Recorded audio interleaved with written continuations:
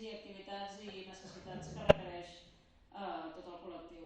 Però de moment el que s'intenta fer és dinamitzar, tirar endavant totes les activitats que es puguin i escoltar molt els joves, que va ser una de les primeres coses que es van fer, va ser un procés participatiu amb els joves. Suposo que l'Albert ara hi afegirà alguna cosa.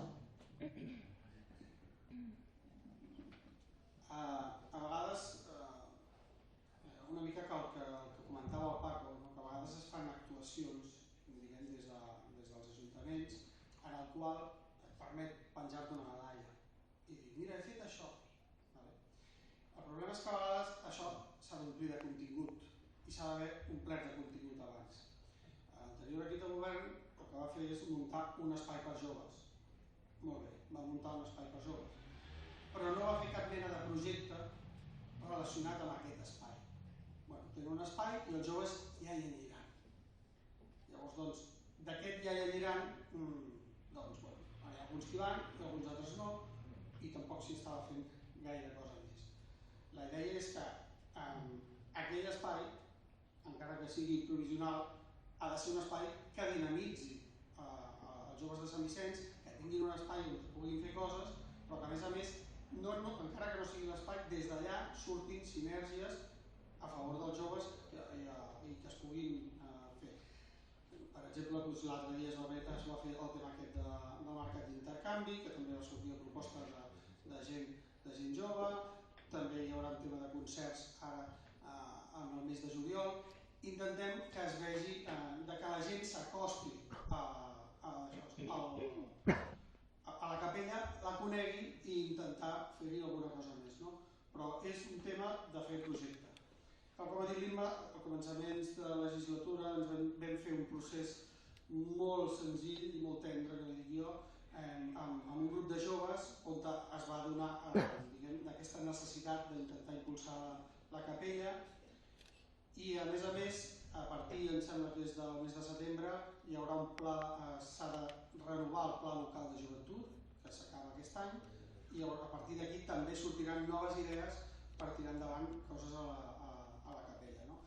Ha de ser una feina conjunta i ha de ser una feina que entre la ciutadania, entre els ciutadans joves i el que és el Departament de Joventut i tot l'equip de govern.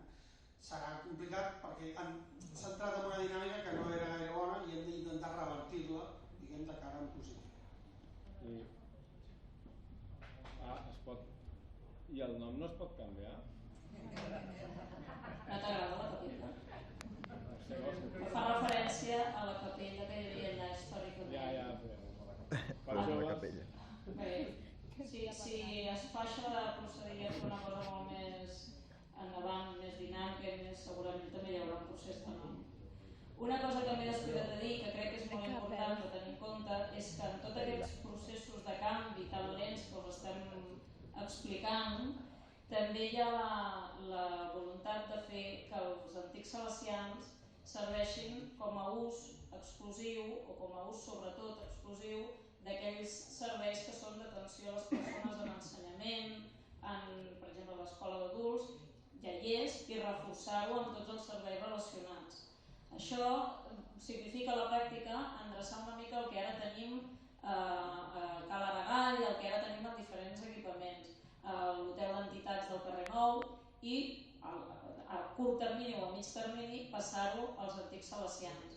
La finalitat és doble. D'una banda, consolidar els antics salesians com un espai de servei, d'ensenyament i d'adults, per a persones adultes, i l'altra banda fer que Cal Aragall sigui un espai dedicat exclusivament a les entitats, sigui l'hotel d'entitats, que estigui en el lloc més cèntric del municipi i que serveixi per donar cabuda a totes aquestes entitats que necessiten un espai, però que també, a part de reunir-se, fan activitats que requereixen un espai comunitari, com per exemple la sala de baix de Cal Aragall.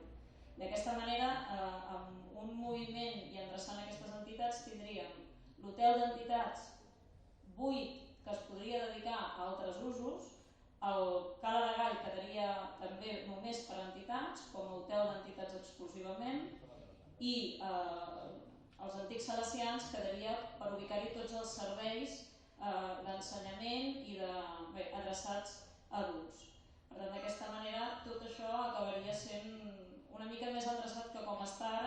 cadascú, que quan algú demana un local per reunir-se has d'anar mirant on pot anar, aquí, allà, i no segueix una planificació gaire mesurada.